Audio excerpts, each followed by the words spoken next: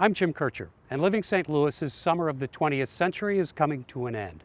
When we produced the Decade series at the end of the last century, we decided not to go much past the 1970s because anything more recent then just didn't seem like history. So in this episode, you will see a lot that's familiar. You'll also see a lot that has changed. This time on Decades, St. Louis in the 1970s is a model of urban decline. But as the region struggles with its national image and internal squabbles, there are those who look at the remnants of the city's glorious past and see the possibility of a promising future.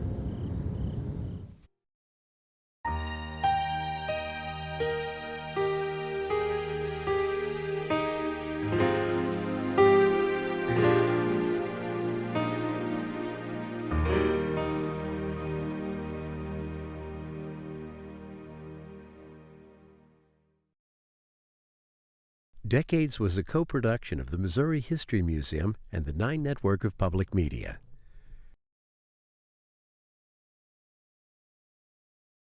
When St. Louis was planning its World's Fair, Mayor Rolla Wells pledged to create a new St. Louis, and just about every generation since has said the same kind of thing. But in the 1970s, a lot of people looked around St. Louis and wondered if the city ever could be renewed, reshaped, or revived.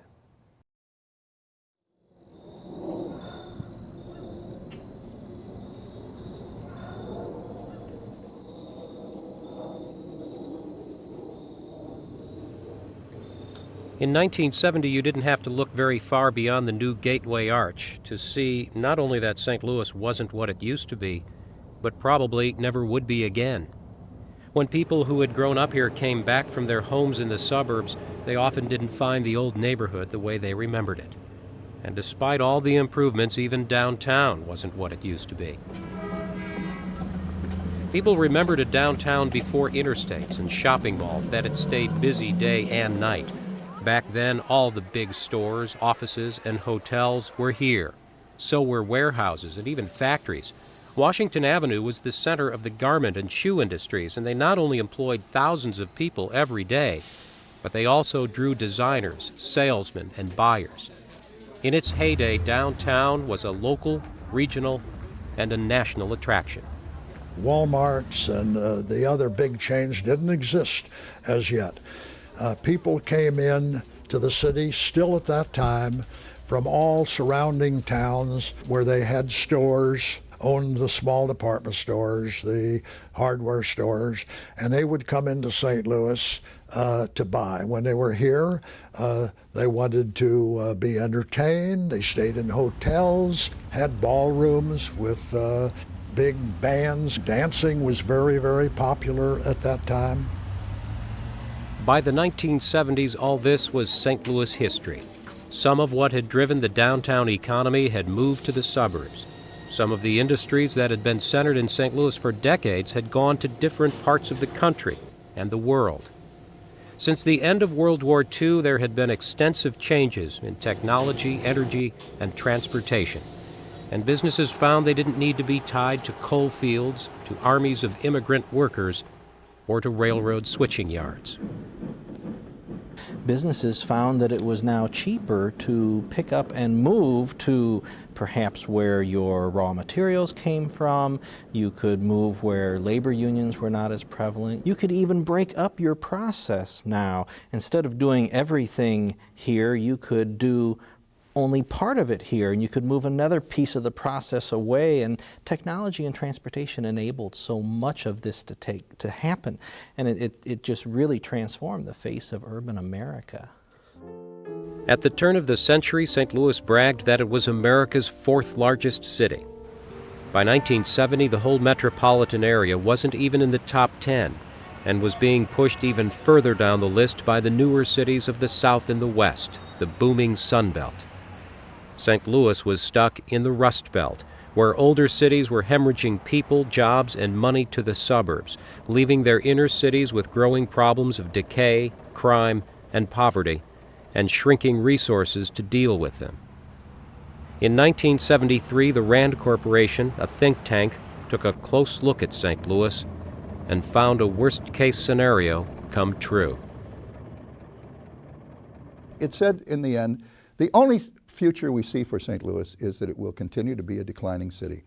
It will be increasingly, whether it wants to admit it or not, it will be a suburb of St. Louis County. Rand was predicting in 1973, we can't see any way out of this for the city of St. Louis.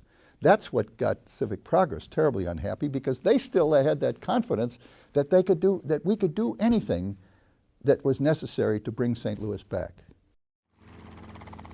And the view from the downtown offices was still pretty good. The Gateway Arch in the New Busch Stadium had brought a new look and new life to downtown in the 1960s, and corporations followed with impressive new structures.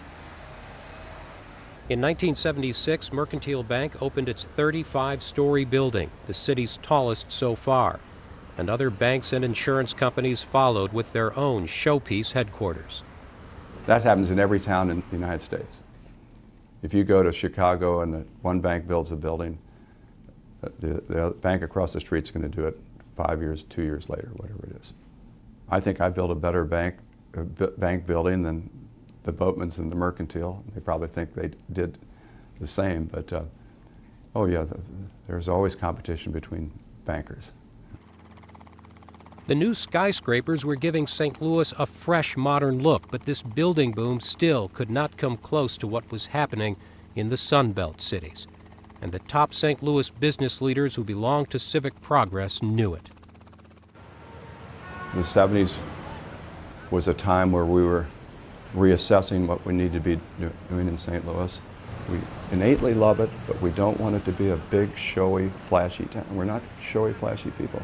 And that makes it very tough for us to market against cities like Atlanta. And that's why Atlanta did so well in the 70s and 80s compared to us. This is how the Civic boosters wanted the rest of the country and the world to see St. Louis, Missouri. But there were other powerful images dragging it down. In 1972, demolition began on the 33-building Pruitt-Igoe housing project, built in the 1950s as the vision of the future of urban America. It turned out to be a symbol of all that had gone wrong with America's older cities, and this image would be played over and over again on national television and cited by the commentators and academics. And then there was East St. Louis, once the heart of the East Side's thriving smokestack economy, now in the shadow of the Gateway Arch, was one of the most troubled cities in America. East St. Louis was experiencing in 1970 the kind of pain that a lot of other places were experiencing in the 1930s during the Great Depression. There were tremendous amounts of job loss in East St. Louis. It was an old smokestack, heavily industrial city. And as those technology and ways of doing business changed, businesses were pulling out of East St. Louis, businesses that had been there for 100 years or more. This had once been a robust, ethnically diverse factory town, but it had all been set up by industry and for industry, and when industry left, it left behind unemployment, poverty, and crime, and few institutions that could deal with it.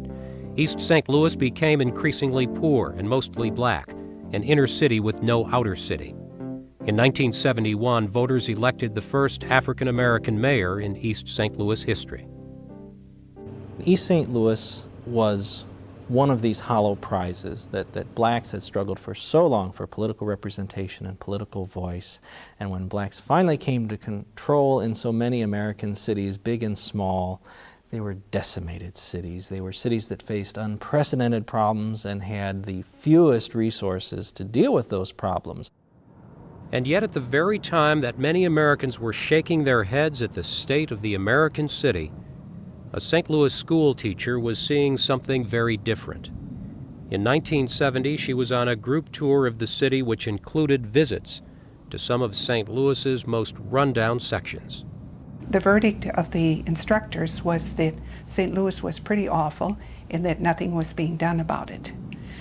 The last stop on the tour was in Lafayette Park, and they pointed out what used to be the beautiful mansions all around the park, but their verdict there too was that nobody was going to buy them, even though one house that they pointed out was available for $15,000. So the next day I began searching for a big house in Lafayette Square. The Lafayette Square neighborhood had been built after the Civil War. The location on a hill overlooking the city made it one of St. Louis's most exclusive neighborhoods. But less than 100 years later, it was marked as an area to be cleared out for urban renewal. Most people thought moving a family here in 1970 was irresponsible, if not downright crazy. A decade later, Ruth Kamphoffner looked like a genius.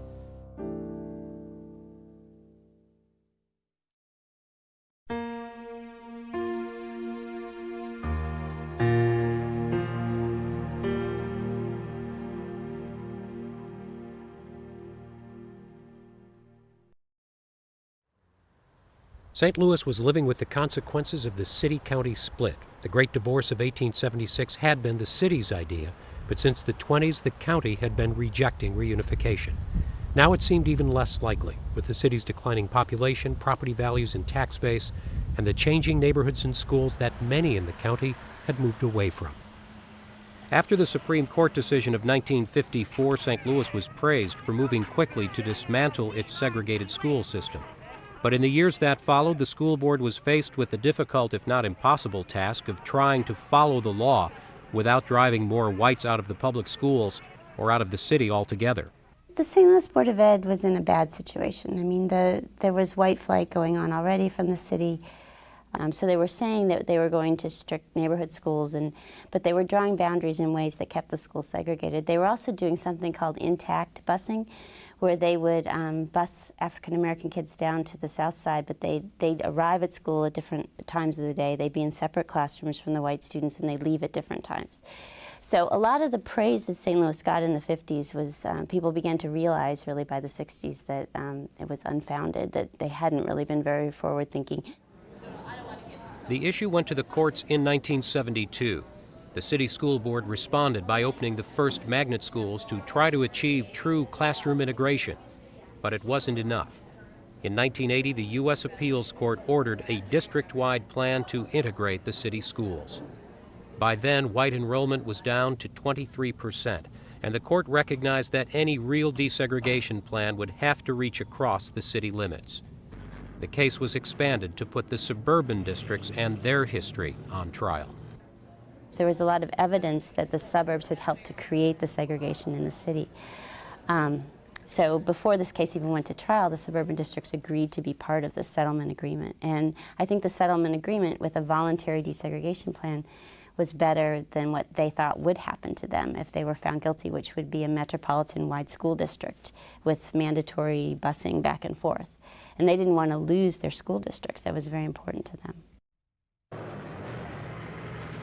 The DSEG plan was implemented in the fall of '83 with voluntary transfer of students between city and county schools. 15 years later, the courts agreed the plan could be phased out. While area-wide integration was limited, it was also unprecedented. But there had been no permanent changes made in the structure of school districts or in the 1876 line dividing city and county. In 1979, that division was as deep as ever. The county supervisor and the city's new mayor were feuding over the issue of a new sports arena. Supervisor Gene McNary wanted to build an arena in the county, but the state bill he needed was blocked by city legislators. An angry McNary said if the city and county couldn't cooperate, then they could compete. Mayor James Conway said he needed to protect the city's interests, and that included its 3 sports facilities. City and county were dependent on each other, but neither leader was willing to take a back seat, and the crisis threatened regional cooperation on transportation, tourism, and support for the zoo and museums. But the city-county rift wasn't Conway's biggest problem that year. That was the closing of Homer G. Phillips Hospital, a decision that may have cost him his job in the next election. Conway needed to cut services and budget, but on the north side, Homer G. was more than a budget item. It had been built during the Depression as the city's segregated Negro hospital. It was a source of pride and jobs for the black community back then, and in the 1970s, it still was. It was a major anchor in a city where we had no other anchor, you know? And anchors are what give people a sense of community. And to close that hospital shattered and, in effect, destroyed community. And it'd be a long way to recover it, because it was a way that kept our people feeling a part of this city. We are not going to allow this to happen in this community. No! Community leaders fought the closing. There were demonstrations and protests. On the final day of operation in 1979, police had to be called out to clear away barricades and make arrests. The last patients came out under police escort, transferred to City Hospital No. 1, which itself would be shut down 6 years later. But the huge Homer G. Phillips building remained, not just a monument to this community's past, but also a hope for its future. At least they hadn't torn it down. St. Louis had spent a lot of years tearing down buildings thought to have outlived their usefulness. The riverfront was cleared in the 1930s, the Mill Creek neighborhood in the 1950s. The mansions of the once fabulous Vandeventer Place were torn down for the new VA hospital. The massive Merchants Exchange building just didn't fit into the plans for the new downtown. And bulldozers had cleared wide pathways through the city to make way for the new highways. Laws would be passed in the mid-60s protecting historic sites and structures, but before that, it was only the local citizens who stood between the landmarks and the bulldozers. There was specific concern over individual high art pieces of architecture, the Demolition House, the Bissell Mansion on the north side. And so Landmarks was incorporated in 1959, and I think that parallels a lot of activity throughout the country in cities with a tremendous amount of 19th century historic resources that were being blown away, not building by building, but huge clearance programs. Lafayette Square had been one of those areas once slated for likely clearance and replacement with something like a housing project or a trucking terminal. But Ruth Kamphoffner and a few others could see beyond the crime and the obvious decay. She moved her family here in 1970 into a house that cost her just $2,700. The particular house that I bought was absolutely the worst house that could be bought. It was just crawling. I could pick up a piece of wallpaper in the corner and click, click, click. The roaches would come swarming out. So it wasn't a very nice thing to be doing, but we all pitched in and got busy and did what we had to do. And to get a repairman to come into our neighborhood was almost impossible. They wouldn't come near us. The place had such a terrible reputation. They didn't want their trucks stolen, they didn't want their tools stolen, so they would not come. It would take years to bring about the transformation of the neighborhood and to change attitudes, not just of repairmen, but of bankers, real estate agents, and city hall politicians. Their first big victory was convincing their aldermen to have the neighborhood declared St. Louis's first local historic district. The preservation movement had first looked at the old mansions of famous families. Now it was looking at whole neighborhoods: LaSalle Park, Soulard, Hyde Park, the Shaw neighborhood, and the West End. And when new federal laws started giving tax breaks for saving instead of tearing down old buildings, preservation became good business, and St. Louis was soon recognized as the national leader. It is an old city. A lot of it was still around, even though a tremendous amount of it has been destroyed. A lot of it was still around. A lot of that had been documented. A lot of it was on the National Register. So the combination of a willing bank or two, some developers with imagination and creativity, all that came together to boost economic development through historic preservation. So St. Louis was poised to be able to take advantage of laws that look as if they had almost been written specifically for this community.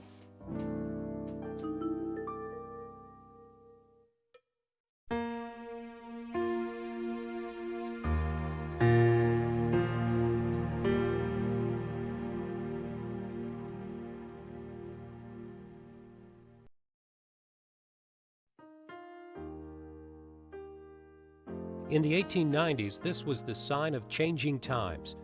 Big important cities built big impressive train stations, and St. Louis's Union Station was one of the grandest and busiest. It had served the city well for many decades, but the building designed to handle a flood of travelers was handling just a trickle in the 1970s, and finally it would be closed, a relic of the past. But at least you could look down Market Street and see the symbol of the future. Just as interstate highways had helped kill Union Station, they had sent carloads of vacationing families crisscrossing the country in their station wagons. A lot of American cities had empty train stations, but only St. Louis had built an arch. I remember Stuart Symington saying, we got that pork barrel, which it was, for only $28 million, and think what that has done to this community. It makes it fairly easy to, from a marketing standpoint, to identify it in terms of pictures and things like that. Like Paris, you see the Eiffel Tower. Seattle, they have their tower. And we have our arch, and it's just been a great thing. Whatever St. Louis wasn't anymore, it was still smack dab in the middle of the country, and that could only help bring people to the tourist attractions and visitors and conventioneers to the brand new convention center that opened downtown in 1977. And it was location that brought the Six Flags Company shopping for land. It had looked at 13 possible locations around the country for its third theme park and chose a site off Interstate 44 in far west St. Louis County. The company said more than 70 million people lived within 500 miles of their new Six Flags over Mid-America, which opened for business in June of 1971. While it was far from the city center, the company said St. Louis's rich history was an important factor in picking this location. History gave the park its theme. The brand new buildings and rides were built to look old and historic. By then, a lot of St. Louis civic boosters realized it was time to stop tearing down the real thing. What cities have to offer, and what began to be apparent in the 1960s and 1970s, that they had to offer, that no suburb could offer, was the past, an interpretation of the past, and that past could be seen in an environment of grand architecture, of street patterns, of old and amenities. You could see the city rebuilding on its historical foundation on Laclede's Landing, a section of the old riverfront that hadn't been cleared out as part of the Arch project. Warehouses that had served one kind of economy were being turned into offices, restaurants, and shops for a new kind of economy: entertainment, tourism, conventions, and business meetings. It's a historic city with a great architecture and a past, rooted in the 19th century, of river trade and industry, so it has a lot to sell. And that's what cities do sell for the most part. Unless you're Las Vegas and you sell something else entirely, like gaming, you're going to sell a heritage, you're going to sell a past, and you're going to sell a local culture, an interpretation of a culture. In 1979, an East Coast developer made a chance visit to the empty Union Station and began to see possibilities. First as the site of a new hotel, but then the plans grew much bigger, into a new kind of urban shopping, hotel, and tourist complex. And as the work began, it was clear that the success revolved around the careful restoration of the building's past glory. This was one of the largest projects of its kind in the country, and it wasn't the only downtown project underway. 1985 would be a year of grand openings. First, there was the new St. Louis Center, and while connecting two big department stores with a suburban-style mall would eventually fail, it opened with huge crowds and great hopes of revitalizing downtown shopping. That same summer, the brand new Union Station opened with great fanfare. And once again, there was talk of a new St. Louis. So there was a lot of popular understanding and information about neighborhoods, historic buildings, tax credits. And that all worked together to people's surprise in other parts of the country, culminating almost with Union Station, which wasn't just a Geist G look at St. Louis from the outside, but I think even more importantly, Geist G look at St. Louis from this region. When fireworks are going off on national television with this marvelous project that is getting international publicity, I think the community has a different feeling about itself. The following year, Congress rewrote the tax laws again, and the incentives for historic preservation that had fueled St. Louis's rehab industry were drastically cut. And this golden age of urban restoration was over. But St. Louis had resurrected parts of a decaying city that a previous generation had thought could only be saved with a bulldozer.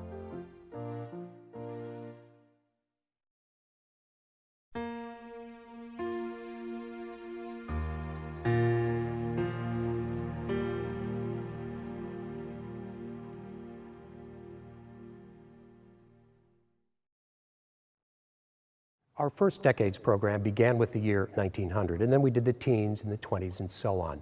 But when we hit the 70s, it just didn't feel so much like history anymore. 20 years wasn't enough time to adequately assess the triumphs or the failures. But we were confident in borrowing from Mark Twain and saying that reports of St. Louis's death had, in fact, been an exaggeration. For decades, I'm Jim Kircher.